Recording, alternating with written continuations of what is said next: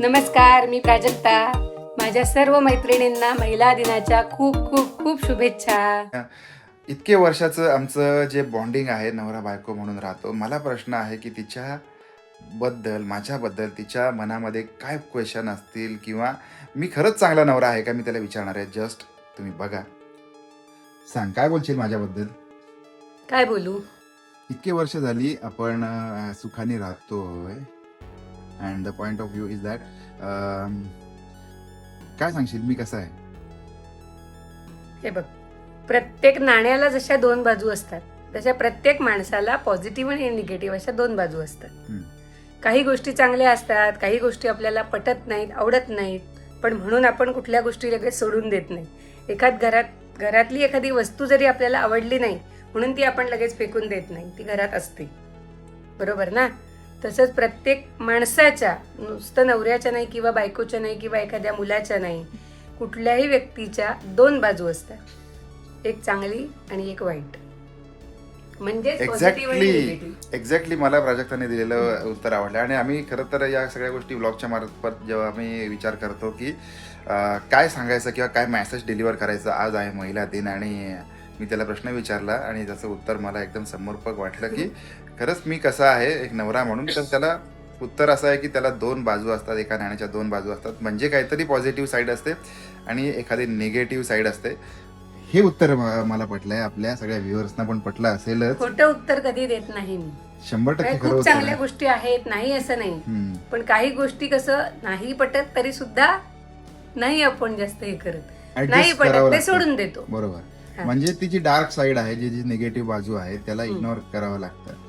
पण काही लोकांच्या बाबतीमध्ये असं असतं की ती निगेटिव्ह जो पार्ट असतो तो मोठा असतो आणि पॉझिटिव्ह पार्ट छोटा असतो. आणि जेव्हा मी एका महिलेचा विचार करतो किंवा जी ती घर सांभाळते किंवा घर या सगळ्या गोष्टी ती करत असते, मुलं बाळ सांभाळते, एक घर तिच्यावर डिपेंड असतं. आणि जर का तिच्यावरती जास्त तिला सहन करावं लागलं एखादी गोष्ट, तर मग तिचं जे मन आहे त्या मनाचा विचार करणं गरजेचं असतं, कारण ती कॉम्प्रोमाइज करते याच्यासाठी. बरोबर.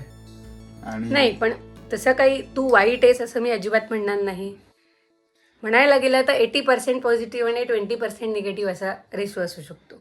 बरोबर. जे कारण बाकी 20% सगळ्या गोष्टी छानच आहेत, पण काही गोष्टी ज्या महिलांना अपेक्षित असतात की पुरुषांनी स्वतःहून कराव्या आपल्यासाठी एखादी गोष्ट, तर ती तुमच्याकडून होत नाही. तुम्हाला सांगितलं की तुम्ही सगळं करता, एखादी गोष्ट आण सांगितलं की ती आणता, पण स्वतःहून एखादी गोष्ट आपण आणावी, न्यावी, द्यावी, करावी हे तुम्हाला सुचत नाही. बरोबर. हा पॉइंट मला हा प्रत्येक नवऱ्याचा असू शकतो असं मला वाटतंय, जो 80% मध्ये आहे. बाकी सगळे नवरे म्हणजे चांगलेच असतात असं म्हणायचं का? माणूस म्हणून किंवा एक बाप म्हणून तर अगदी 100% चांगला आहेस, पण आता नवरा म्हणून सुद्धा मला 80% चांगलाच आहेस. अजून एक असा प्रश्न विचारायचा की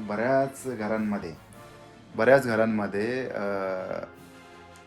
अनेक पुरुष जे असे टल्ली होऊन घरी येतात, दारू पिऊन घरी येतात, त्यांना त्यांच्या त्या गोष्टीचा त्रास घरातल्या महिलांना, लेडीजना 100% होत असतो. 100%. काय सांगशील?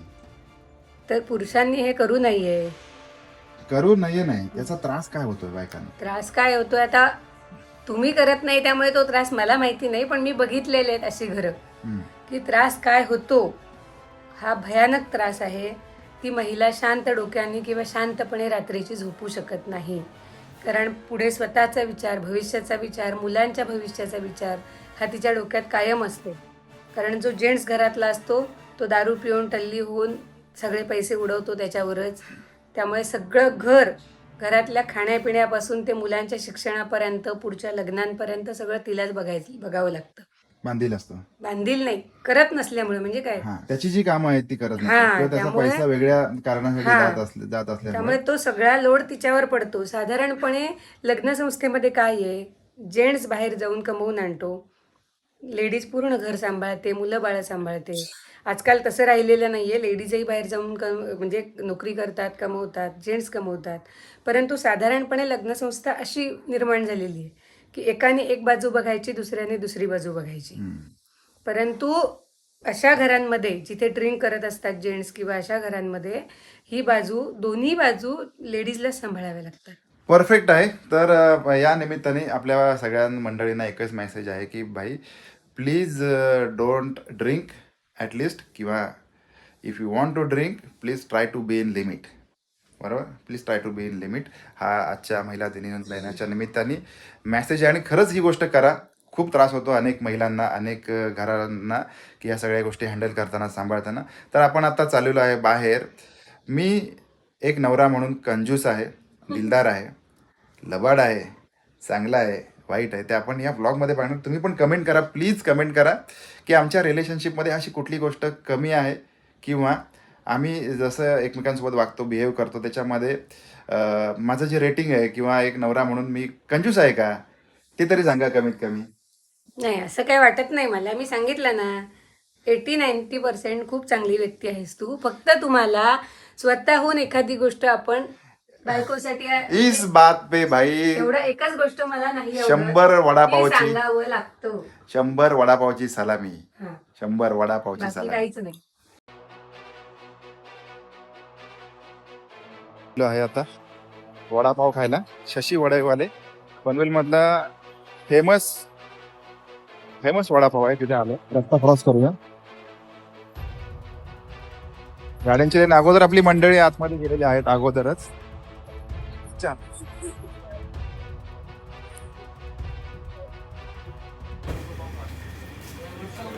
अरे कितीही गर्दी, आम्ही आलो, आम्हाला बसायला जागाच नाही आणि आम्हाला भूक लागली होती खूप.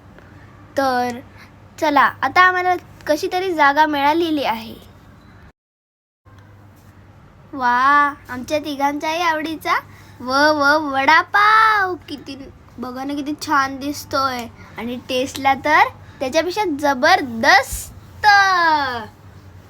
महिला दिन विशेष 4 वडापाव, 1 समोसा आणि भरपूर चटणी. आणि आता रस्ता क्रॉस.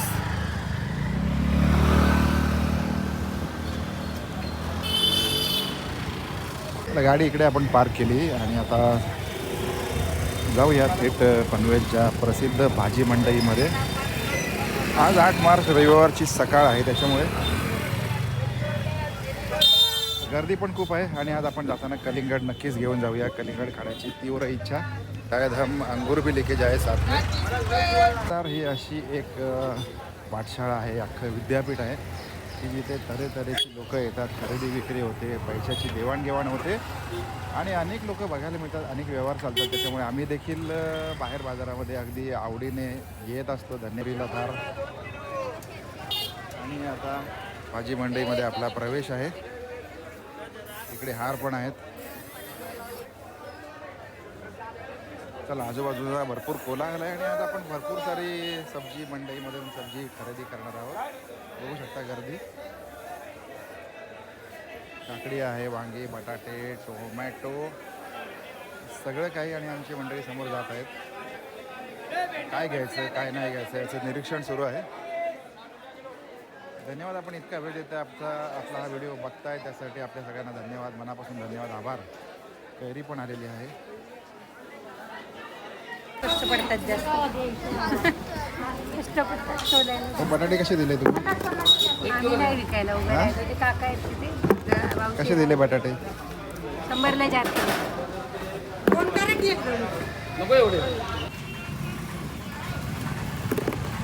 चला, महिला दिनाच्या निमित्ताने आज आपली सगळी खरेदी झालेली आहे. भाजी मंडई, भाजी मार्केट. महिला दिनाच्या हार्दिक शुभेच्छा. तुमच्यासाठी गोडगोड अंगूर आणि गोडगोड असा कट करून आणलं.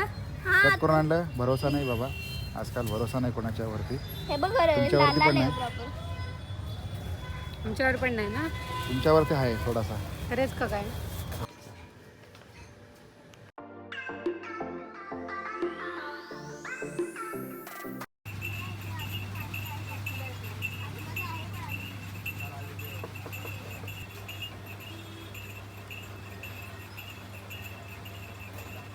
तर आज महिला दिनाचं आपण बाहेर जाऊन आलोय. आणि महिला दिन जरी असेल तरी महिलांची कामं चुकत नाही, हे तितकंच खरं आहे. हे सगळ्या महिला काय कनेक्ट करतीलच या गोष्टीशी. तसंच आम्ही आज सकाळ सकाळ, रविवार आहे, भाजी मंडईत जाऊन आलो. येताना वडापाव खाऊन आलोय. आणि ही बघा, आता भाजी आणल्यावर कोथिंबीर वगैरे निवडून ती जाग्यावर गेले. आणि ही जी धुवायची भाजी असते ही सगळी भाजी धुवून मी आता ही छानपैकी लावलेली आहे. आता ही संध्याकाळपर्यंत छान वाळेल आणि मग आपण परत पॅक करून ती फ्रीजमध्ये टाकेल. तर महिला दिनाचा सकाळचा दिवस, अर्धा दिवस आता संपलेला आहे आणि अर्धा दिवस असा आमचा ह्या कामांमध्ये, घरच्या कामांमध्ये गेलेला आहे. पण हाच महिला दिन म्हणजे जागतिक महिला दिन सेलिब्रेट करायला आम्ही संध्याकाळी जाणार आहोत. तर तुम्ही सगळ्यांनी छान सेलिब्रेट करा आणि आपल्या या व्हिडिओला जास्तीत जास्त लाईक करा, शेअर करा, कमेंट करा.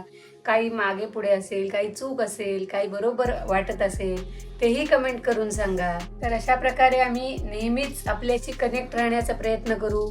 डेली ब्लॉग टाकण्याचाही प्रयत्न करणार आहोत.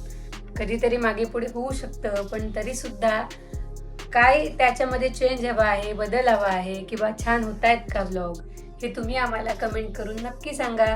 आणि आता आपण भेटूया नवीन व्हिडिओमध्ये. तोपर्यंत बाय बाय.